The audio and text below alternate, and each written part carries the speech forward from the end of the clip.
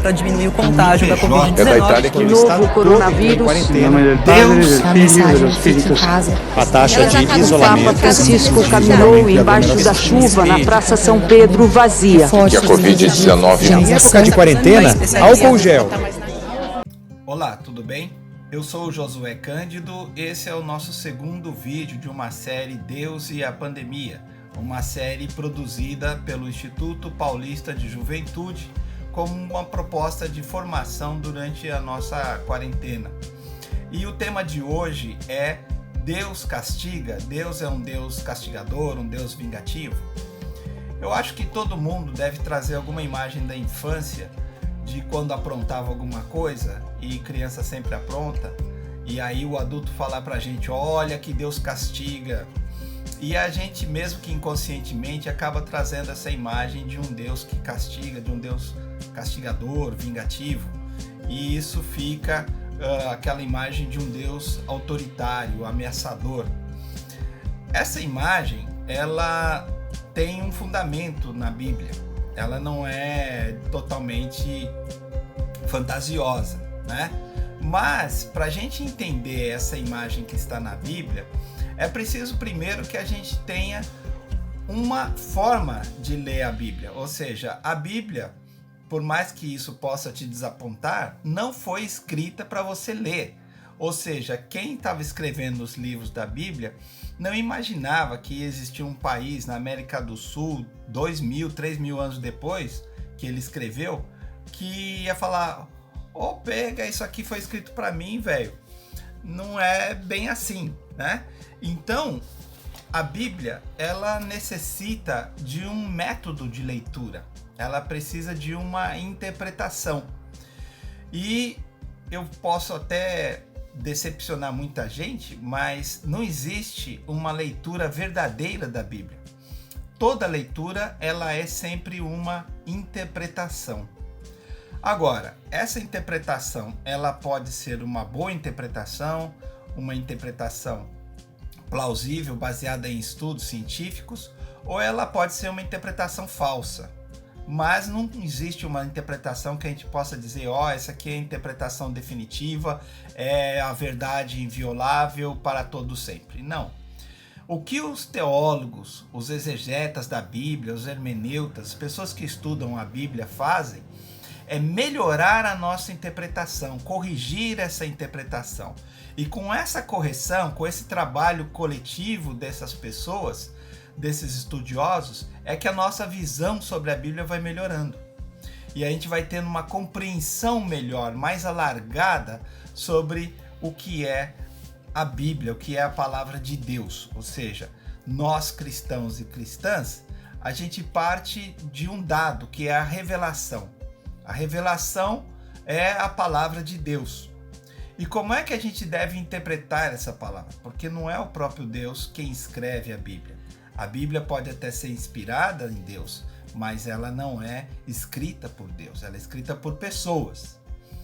E qual é o método que a gente pode usar para interpretar a Bíblia? Bom, aí eu acho que existe uma chave que é importante. Primeira coisa é a seguinte, você tem que se perguntar, quem é que escreveu? Quem são o autor, os autores, as autoras, a comunidade que escreveu esse texto? A primeira coisa que a gente tem que se perguntar é quem é que escreveu. E segunda coisa, quem escreveu estava vivendo que situação? Qual o contexto em que isso foi escrito? Qual era o problema que aquela comunidade estava vivendo? Por que eles sentiram a necessidade de escrever essa mensagem? Segunda coisa, essa mensagem, esse texto, ele é dirigido a quem? Qual é a comunidade? Quem são as pessoas a quem aquela pessoa, o autor ou a autora, se dirige? Né? Então, por exemplo, se é um profeta que está escrevendo, qual é a comunidade profética a qual ele se dirige? Qual é a situação que ele está relatando? Qual é o problema que ele quer fazer com que a comunidade descubra ali a presença de Deus, como Deus está se revelando naquela situação? Feito essa primeira etapa, aí a gente vai partir para uma segunda etapa, que é o que é essa palavra dentro daquele contexto, representa para nós hoje, dentro do nosso contexto, dentro da nossa época, da nossa vida, do nosso cotidiano. Então, o caminho não é o que foi escrito, eu pego, abro e traduzo para a minha vida e pronto. Não. O caminho correto é o que foi escrito, em que contexto foi escrito, qual era a preocupação de quem estava escrevendo, qual é a mensagem que está no texto, e depois você pega e traz para nós, para nossa vida, para nosso cotidiano hoje. Essa é a forma, é o método de fazer a hermenêutica bíblica. E aí a gente pode se perguntar, bom, então existem textos na Bíblia que reforçam a imagem de um Deus autoritário, de um Deus castigador? Sim, tem textos que reforçam essa imagem, sim. Os mais clássicos são o texto do dilúvio, ou o texto das pragas do Egito, ou você vai achar várias menções no Velho Testamento em que a pessoa vai falar que o povo foi escravizado, foi exilado, foi castigado porque rompeu a aliança com Deus. Então, essa ideia de que Deus castiga, ou para ser generoso, que Deus é justo, está sim presente em muitos textos da Bíblia. Um dos mais famosos é o do dilúvio, que aparece no Gênesis. Em que contexto esse texto foi escrito? Bom, esse texto foi escrito por pessoas que estavam exiladas na Babilônia. E quando essas pessoas estavam exiladas lá na Babilônia, esses hebreus, eles tiveram contato com a epopeia de Gilgamesh. Essa epopeia é muito mais antiga que o texto bíblico e pode ser que ela serviu de base para a escritura do texto que narra lá o dilúvio, né? Nessa epopeia, a epopeia de Gilgamesh, ela conta que um homem foi avisado pelos deuses que haveria um dilúvio e ele construiu uma arca. Nessa arca ele juntou seus amigos, seus familiares e todos os animais. E assim ele salvou os animais e a humanidade. E como recompensa ele ganhou a imortalidade. Ora, o autor na Bíblia, ele pega essa mesma ideia e cria a história da Arca de Noé. Qual era o propósito, qual é a proposta desse autor?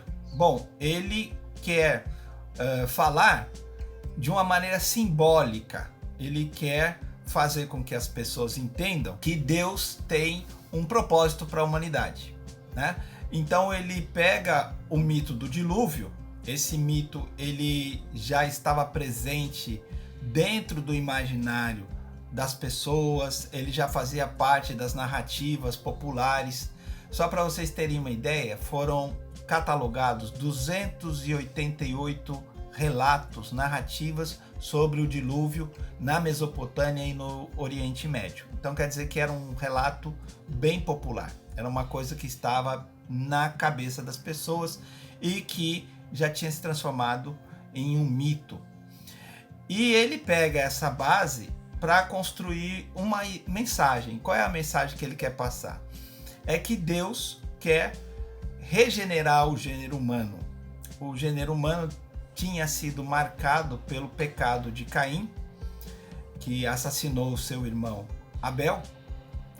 E através do dilúvio, entre aspas, Deus lava o pecado da humanidade e reconstrói uma nova aliança, uma aliança entre Deus e o homem. Essa aliança é simbolizada miticamente pela presença do arco-íris. E toda vez que você vê o arco-íris no céu, é um sinal, uma lembrança de que Deus vai sempre permanecer fiel à sua aliança com a gente. É historinha bonita, né? Mas ela tem um fundo verdadeiro? É bem possível que ela tenha um fundo verdadeiro. É bem possível que aquela região foi assolada por um tsunami, uma grande enchente, e aquilo ficou na memória do povo. Mas e a Arca de Noé? A Arca de Noé existiu? Não. A Arca de Noé é um mito. O mito é uma maneira de você passar um valor simbólico, uma mensagem que ela tem um valor simbólico, não uma mensagem que está ligada a uma realidade, O mito não se preocupa com a realidade. Quando você vê a historinha do Chapeuzinho Vermelho, aí você fica pensando como é que a menina não reconhece que é um lobo vestido de mulher e acha que é a avó dela. Claro, isso só faz sentido dentro da narrativa mítica. E não adianta você ficar perguntando se tinha cupim na arca, quantos animais cabiam lá dentro, se tinha o pica-pau, enfim. É um mito. O mito não, ele tem um valor simbólico, e o símbolo desse mito é esse. É que a partir de então Deus reestabelece, se reconcilia com a humanidade. Mas Deus mandou realmente o dilúvio, ele queria castigar a humanidade. Ora, não só na tradição judaica cristã, mas em várias outras tradições, existe essa ideia de que Deus castiga as pessoas, e ele castiga através de fenômenos naturais, como epidemias, tempestades, furacões, vulcões, terremotos, enfim. E essa visão de um Deus que castiga, ela permanece muito fundo dentro do próprio pensamento do Antigo Testamento. Por exemplo, se uma pessoa era rica, era bem de vida, bem constituído, as pessoas achavam que ela era abençoada por Deus. Agora, se uma pessoa era pobre, era doente, as pessoas achavam que era um castigo de Deus, que ele estava pagando por algo que ele fez. E se ele não fez nada, às vezes era um ancestral que fez um pecado tão feio que esse pecado é transmitido para os seus descendentes. Então até os descendentes pagam por esse pecado. Essa visão teológica, ela favorece quem, afinal de contas? Bom, ela favorece primeiro quem é rico, né? Porque quem é rico vai falar, olha, Deus está me abençoando, é porque eu sou bom. Mas ela favorece também uma outra classe, que é a classe sacerdotal. Por quê? Porque se Deus é um Deus raivoso, é um Deus irado, a gente sempre tem que estar buscando a simpatia desse Deus, tentando acalmar esse Deus, fazer com que ele não nos castigue. E como é que a gente faz isso? A gente faz isso através da classe sacerdotal, que faz o sacrifício de animais, de oferendas, para agradar os deuses. Então, essa classe, ela acaba tendo um grande poder, porque ela é a classe que vai fazer a mediação entre Deus e os homens. E com isso, ela consegue um grande status, um grande poder social. Bom, no Antigo Testamento tem um livro, que é o livro de Jó. Esse livro ele questiona essa visão teológica, essa visão de um Deus castigador. Esse livro de Jó, ele foi escrito dentro da tradição sapiencial. Sapiencial é aquela tradição daqueles livros da Bíblia, que tem o Provérbios, Eclesiastes, Eclesiásticos. São livros que tentam ensinar coisas para a gente. E o autor não é nenhum profeta, ele não é ninguém pobre, ele é uma pessoa que pertence à corte do rei. Ele é uma pessoa letrada, uma pessoa culta. E o que esse autor faz? Ele pega um tema clássico, é um tema que estava dentro da narrativa popular também, que é o tema do justo, que é o justo que é testado pelo diabo em sua fé. Ele tem que provar que ele ama realmente Deus, se tudo for tirado dele. Então, o Jó é uma pessoa que tinha muitos filhos, que tinha uma vida boa, que ele era muita propriedade, muitos animais, ele tinha muitos escravos de Jó, que jogavam caxangá. E Satanás fala para Deus que Jó só gostava de Deus, só amava Deus porque ele era rico, porque ele tinha propriedades, porque ele tinha muita coisa, e que se Deus tirasse essas coisas dele, ele ia deixar de gostar de Deus. Então Deus aceita que Satanás tire as coisas de Jó, e aí Jó perde suas propriedades, perde seus animais, perde seus escravos, e ele continua fiel a Deus. Então Satanás aumenta a aposta. Satanás mata os filhos de Jó e faz com que Jó fique doente, Jó fica leproso. Então a mulher de Jó fala para Jó, fala assim, olha, o que te sobra fazer é amaldiçoar a Deus e morrer. Então nesse momento da história, chega os amigos de Jó. E os amigos de Jó, vendo Jó leproso, pobre, né, jogado, sem casa e tal, ele fala, olha, você deve pedir perdão para Deus, porque você deve reconhecer o seu pecado e pedir perdão para que Deus te perdoe. E o que acontece? Jó não aceita essa proposta dos amigos dele. Jó diz, não, eu sou justo, eu sou inocente, eu não fiz nada. Eu vou pedir perdão por quê?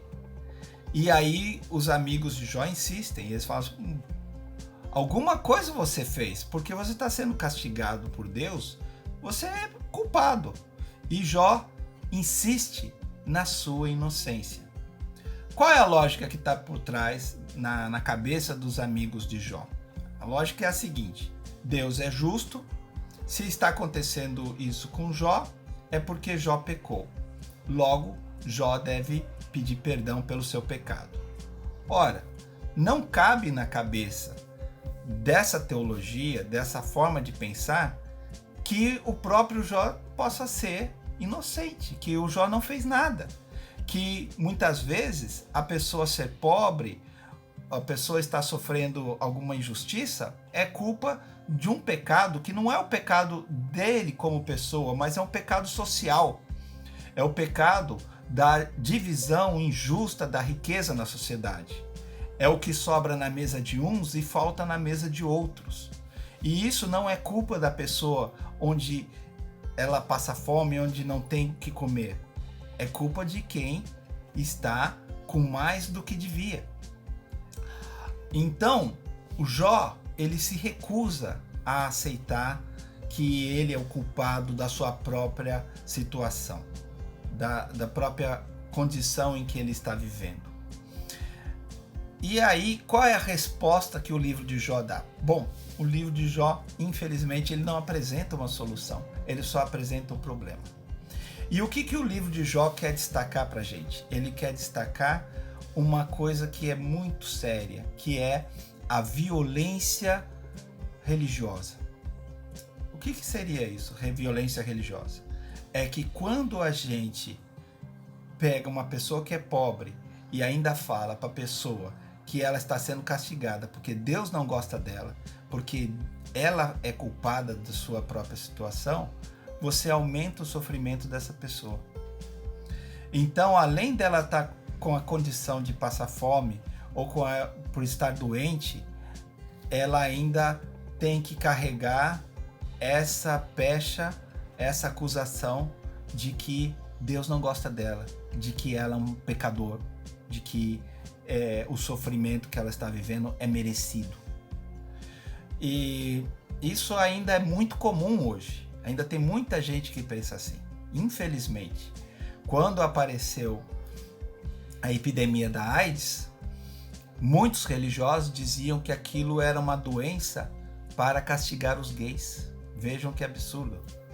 E ainda hoje tem muita gente que ainda tem essa mentalidade. Uma mentalidade de que doença é castigo, de que Deus estaria punindo as pessoas. Trazendo isso para a nossa realidade hoje, né? A gente olhou lá o livro de Jó, seu contexto, agora trazendo para a nossa realidade hoje. Quem são as pessoas que sofrem violência religiosa? Quem são as pessoas que a gente discrimina? Quem são as pessoas que a gente olha torto, olha feio, ou às vezes exerce até a violência física ou a violência simbólica, de não deixar participar do culto, de não deixar de participar dos sacramentos, né? Às vezes por conta da opção sexual que essa pessoa tem, ou às vezes por conta do tipo de atividade que ela exerce, ou às vezes por qualquer outro motivo, e aí a gente se coloca na condição de Deus e discrimina e exerce a violência sobre essas pessoas. Sim, porque quem exerce a violência não é Deus. Quem exerce a violência é as pessoas que acham que Deus castiga. que acham que Deus está punindo a pessoa. E como é que Jesus interpreta essa imagem? Como é que Jesus lida com essa visão? Bom, a gente tem uma passagem bem longa, é todo o capítulo 9 do Evangelho de João. E ela é longa porque ela tem um interesse bem didático. É a cura do cego de nascença. Então, esse capítulo começa com o questionamento dos discípulos. Eles veem o cego de nascença e perguntam para Jesus: Mestre, por que esse cara é cego de nascença? Porque se foi um pecado que os pais dele cometeram e o castigo dos pais dele foi ter um filho cego, por que Deus não puniu os pais? E se não foi um pecado dos pais, como é que esse cara pecou dentro do ventre da mãe dele? Como é que ele, antes de nascer, ele já tinha pecado? E aí Jesus diz, bom, ninguém pecou. E aí Jesus, para provar isso, ele cura o cego. Bom, quando ele cura o cego, ele arruma uma enorme confusão. Por quê? Porque isso questiona toda a estrutura da ideia de que Deus castiga, a ideia de que você tem que fazer sacrifícios para você conseguir o perdão de Deus, a ideia do templo e tudo mais. Toda a estrutura sacerdotal. E aí, quando os sacerdotes descobrem que esse jovem foi curado, que ele passou a enxergar, eles o chamam e o interrogam, e eles querem saber quem que te curou, desde quando você é cego, etc. E aí chamam os pais dele. E os pais dele ficam com medo. Por quê? Porque eles tinham autoridade, eles tinham poder, eles podiam punir as pessoas. E aí eles ficam tanto medo que eles falam, olha, ele é maior de idade, pergunta para ele, a gente não tem nada com isso. E aí volta a interrogar o cego e por fim eles chegam à conclusão de que ele nunca foi cego, que Jesus é um charlatão e que isso que aconteceu é simplesmente impossível de acontecer. Por que é impossível? Porque dentro da cabeça deles, se Deus castiga, Deus não pode tirar o castigo. Entenderam como que esse sinal de Jesus, ele desestrutura, ele abala toda a forma de pensamento daquela época? Porque, infelizmente, naquela época como hoje, tem gente que pensa assim. E qual é o Deus que Jesus revela? Jesus revela o Deus que é o Deus de amor.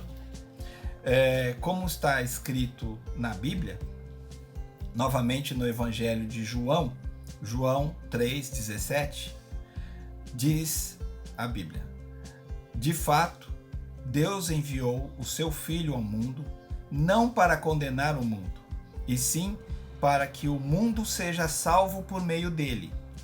Quem acredita nele não está condenado. Quem não acredita já está condenado. Ou seja, Deus não castiga ninguém. Deus não mandou Jesus para castigar ninguém. Ao contrário, Deus mandou Jesus para nos salvar. Nos salvar do quê? Do pecado. Tanto o pecado individual como o pecado estrutural.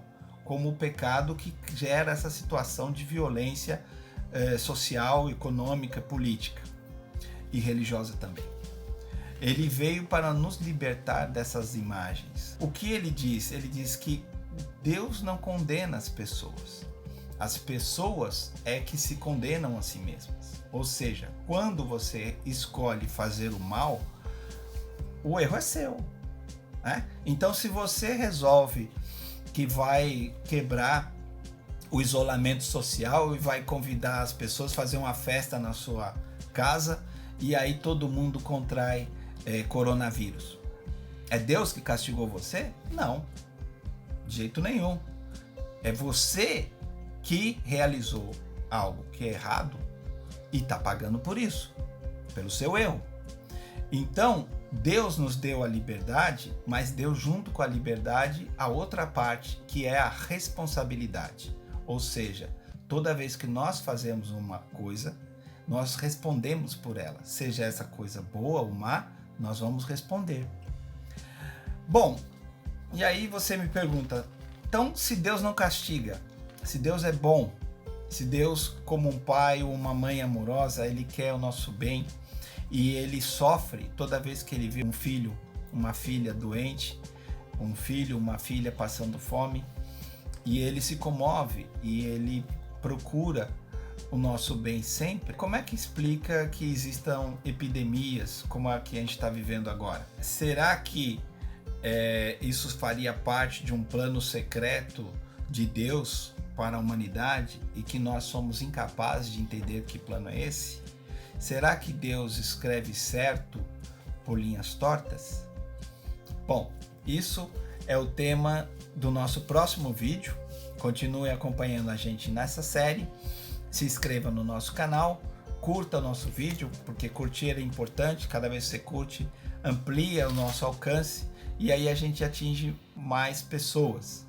Então, até o próximo, em que a gente vai discutir se Deus escreve certo por linhas tortas. Um abraço, fiquem com Deus e até a próxima.